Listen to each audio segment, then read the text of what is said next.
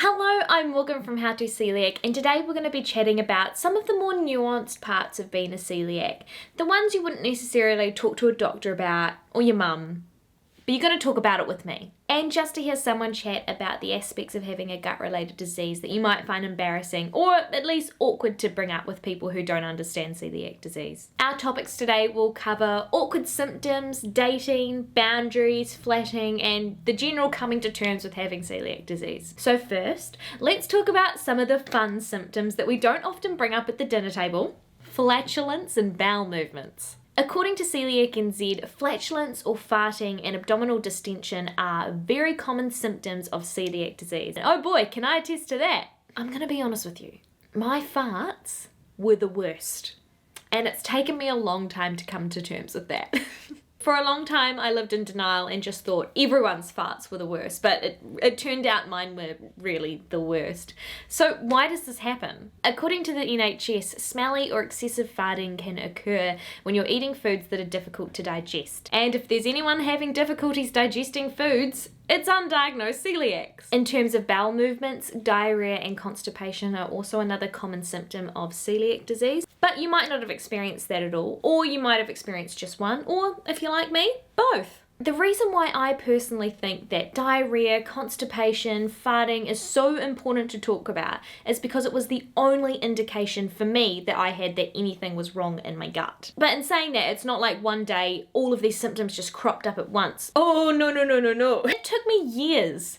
I'm estimating about 5 to 7 years before I eventually plucked up the courage to go see a doctor about it. And the reason why I didn't see a doctor earlier was because I'd never actually had a conversation about poop until I got to university. I had no idea that the symptoms I were experiencing was anything odd. Especially if you think about it, the only things that you really hear about people talking about their poop is if they've had to sit on the toilet for 45 minutes or haven't pooped in a week. So that's why I thought those things were normal and why I didn't see a doctor about it. Nowadays, if anyone even mentions the slightest irregularity in their bowel movements, I'm telling them to see a doctor straight away. For me, pooping is a huge indicator of what's going on in my gut. Prior to diagnosis, I just had constant diarrhea or constipation with no in between for about 5 years. But now I can tell what my happy bowel movements look like, and it also gives me a good indicator of when I've been glutened as well. Perhaps you as well would have noticed an improvement in your bowel movements since being diagnosed and have a fair idea of what your healthy stool looks like. But if you don't, here's a chart. This one's me. Anyway, I think that's enough about poop. Let's talk about dating. You might be thinking, what the heck's dating got to do with celiac disease? Well, I'm assuming at some point, probably early on in the dating stage, you're gonna go out for food to eat. And some people find that difficult to navigate. A few questions that I see pop up are, how can I not come off as a picky eater? Or how do I not make it all about my dietary requirements? Basically, the vibe is around not wanting to be off-putting to a potential suitor. And I have some thoughts about this. Firstly, if you're on a date and the person you're with makes fun of you for being a picky or fussy eater after you've explained to them that you've got celiac disease, then that's a great indicator that they're not the one. I say after you've explained why you can't eat gluten because some people might not understand straight off the bat or have been misinformed prior to meeting you and end up saying something like, can't you just try a little bit? But if they're open to learning and listening to what you have to say, then I think that's still okay. However, if you have explained and they're still being a dick about it, well...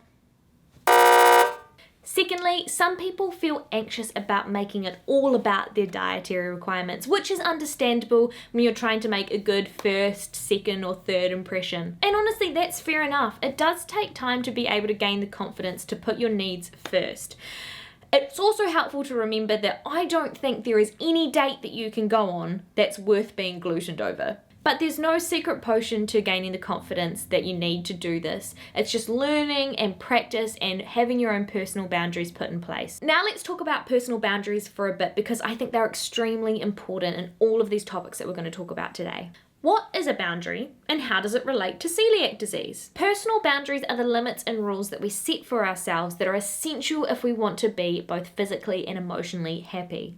A person with healthy boundaries can say no to people and not feel guilty about it. For example, a healthy boundary that I have is that I need quiet time to myself every day. So how does this work with celiac disease? Well, there are certain situations that put you in danger of eating gluten, like if you are eating at a friend's house or going out to a restaurant that isn't celiac safe, or if you've been offered some food but you can't see the packaging for it. These are all situations where putting our boundaries first can keep us safe from eating gluten. Now, I'm going to share my boundaries I have around eating, just an example, but just remember this by no means needs to be ones that you have to have.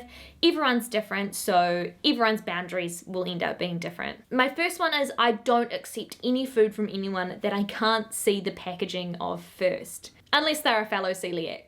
This is a boundary that I've needed to put in place because of experience, unfortunately. I once accepted what was supposed to be a gluten-free red velvet cake from a neighbour that they'd baked, and turns out it wasn't gluten-free, so.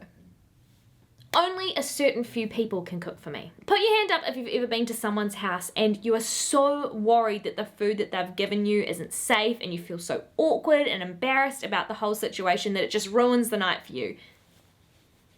This boundary isn't necessarily because I've been gluten this way, but more because I just really hate feeling stressed about if the food in front of me is gluten-free, that it ends up ruining dinner anyway. Number 3. Don't take risks at restaurants. This is another one that I've learned from experience, but the easy way to avoid this is just always be the person that chooses the restaurant.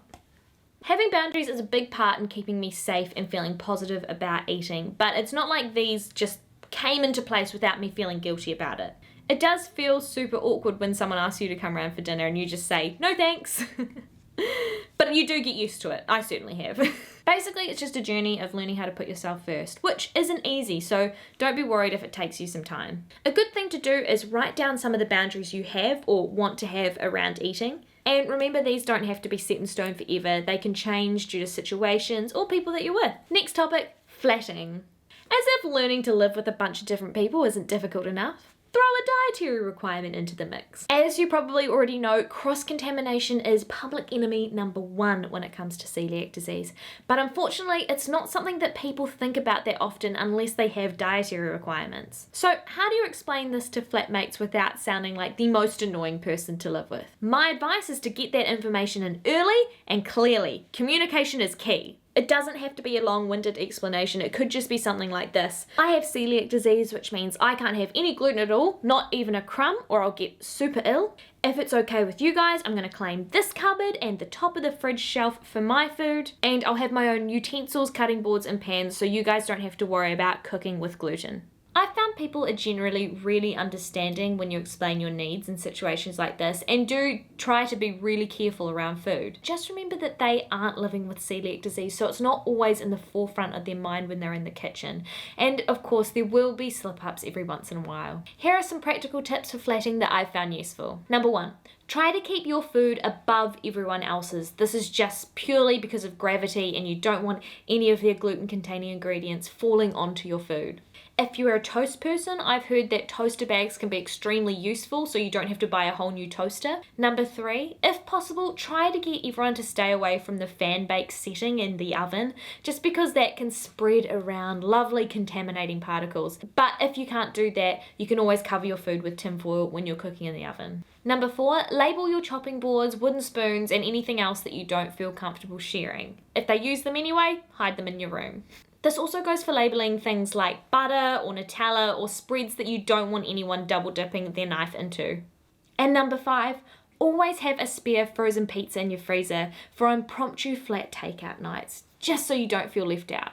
The last thing I wanted to chat about with you guys today is coming to terms with all these changes as a new celiac. You might be years into your diagnosis and this might not necessarily apply, but you also might still be struggling, and that's completely understandable and okay. For me, it really came in waves of realization of how much of a big life change having celiac disease is. And that's simply because when I was diagnosed, I just was told that I had it, told that I need to eat gluten-free, and sent on my merry way. So I really had no blooming idea of what it was. I think especially in the first 6 months to a year, there is a huge learning curve as you find yourself in different and hard to navigate situations, and you might feel incredibly frustrated and alone in facing them. Heck, I'm going to my first shared lunch since I've been diagnosed in a couple of weeks, and that stumped me. I've decided just to bring a lunchbox full of food for myself. I'll bake cookies for everyone to share, but I'll have my own food. I think that's best. But the thing that I want you to keep in mind is that it does get easier. There are definitely a lot of tricky parts, but you learn quickly on how to adapt. Naturally, there'll be mistakes and glutenings every once in a while, but just remember to be super kind to yourself and recognize that food is a huge part of life. So learning to navigate how to eat differently takes time, but your body will love you for it. And with that, I'm going to end with a few positives of having celiac disease. Yes, there are some. Number 1, you get your meal first on an aeroplane. Number 2, you inadvertently gain a lot of knowledge about ingredients, allergies, and what goes into food. Number 3, gluten-free food is only going to get better. I mean, even in the past 4 years that I've been diagnosed, I've already noticed an improvement. And on top of that, through raising awareness, there's probably going to be a lot more celiacs in the future, which means there'll be more demand for gluten-free foods in restaurants. Lastly, there are so many wonderful celiac communities online. They are always open to listening to your issues, not your medical issues. I'd save that for a nutritionist or a doctor, but like life issues like what we've been talking about, there's always someone that can relate to you and make you feel like you're not alone. Thank you so much for watching this video. I hope you found it in some way useful. Have a wonderful rest of the Coeliac NZ conference, and if you want to find me or get in touch, I'll pop my socials here. Come say hey. Thanks again, and I'll see you soon.